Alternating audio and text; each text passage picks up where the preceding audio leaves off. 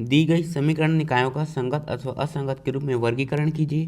3 x धन 3y बराबर 5, 2x धन 6y बराबर 8। तो हमें इसे बताना है कि यहाँ पर ये संगत है या फिर असंगत। तो यदि हमें इसमें इसका हल प्राप्त होता है तो यहाँ पर ये संगत है, और यदि हमें इसमें इसका हल प्राप्त नहीं होता है तो यहाँ पर ये असंगत है। तो यहाँ पर ये संगत है फिर असंगत उसका पता लगाने के लिए हम इसमें सारणिक ए ज्ञात करेंगे, और यदि सारणिक ए का मान शून्य नहीं आता है तो इसका मतलब है कि यहाँ पर ये संगत है, और यदि सारणिक ए का मान शून्य आ जाता है तो हम इसमें एडजॉइंट ए गुणा बी ज्ञात करेंगे। तो यहाँ पर भी दो संभावनाएं हैं। तो यदि एडजॉइंट ए गुणा बी का मान शून्य नहीं आता है तो यहाँ पर ये असंगत है, और यदि एडजॉइंट ए गुणा बी का मान शून्य आ जाता है तो यहाँ पर ये संगत हो सकता है या असंगत हो सकता है। तो यदि हमें इसमें इसका हल प्राप्त होता है तो यहाँ पर ये संगत होगा, और यदि हमें इसमें इसका हल प्राप्त नहीं होता है तो यहाँ पर ये असंगत होगा। तो हम यहाँ पर लिखेंगे दिया है x धन 3y बराबर 5 और 2x धन 6y बराबर 8। फिर दी गई समीकरण निकाय को a गुणा x बराबर b के रूप में लिखने पर जहाँ अवयव a है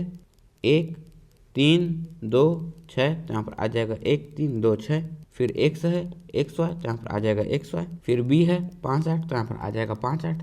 फिर यहाँ पर हमने इन्हें लिख लिया, तो अब हम सारणिक ए याद करेंगे। तो उसके लिए इसका इसमें गुणा ऋण इसका इसमें गुणा होगा, तो यहाँ पर आ जाएगा 6 ऋण 6। तो यहाँ पर सारणिक ए का मान आया है 0, तो यहाँ पर इसका मान 0 आ गया। तो अब हम एडजॉइंट ए गुणा बी ज्ञात करेंगे।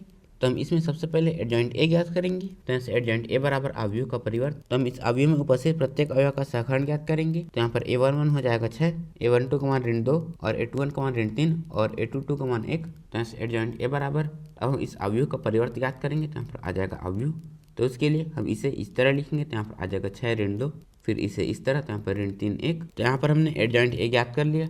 तो अब हम एडजॉइंट ए गुणा बी का मान ज्ञात करेंगे। तो यहाँ से एडजॉइंट ए गुणा बी बराबर, यहाँ पर आ जाएगा एडजॉइंट ए गुणा बी। तो यहाँ से एडजॉइंट ए गुणा बी बराबर, यहाँ पर ये अवयव 2/2 का है और ये 2/1 का है। तो जब हम इन दोनों का गुणा करेंगे तो प्राप्त अवयव 2/1 का होगा। तो यहाँ पर आ जाएगा अवयव। हम इसका इसमें गुणा करेंगे। तो यहाँ पर आ जाएगा 30 ऋण 24, फिर हम इसमें इसे घटाएंगे। तो यहाँ पर आ जाएगा 6, फिर इसका इसमें गुणा करेंगे। तो यहाँ पर आ जाएगा ऋण 10 धन 8, फिर हम इसमें इसे जोड़ेंगे। तो यहाँ पर आ जाएगा ऋण 2। तो यहाँ पर इसका मान अवयव 6 ऋण 2 आया है, जो कि 0 के बराबर नहीं है। इसका मतलब है कि यहाँ पर दिया गया समीकरण निकाय असंगत है। तो हम लिखेंगे यहाँ एडजॉइंट ए गुणा बी 0 के बराबर नहीं है, अतः समीकरण निकाय असंगत है।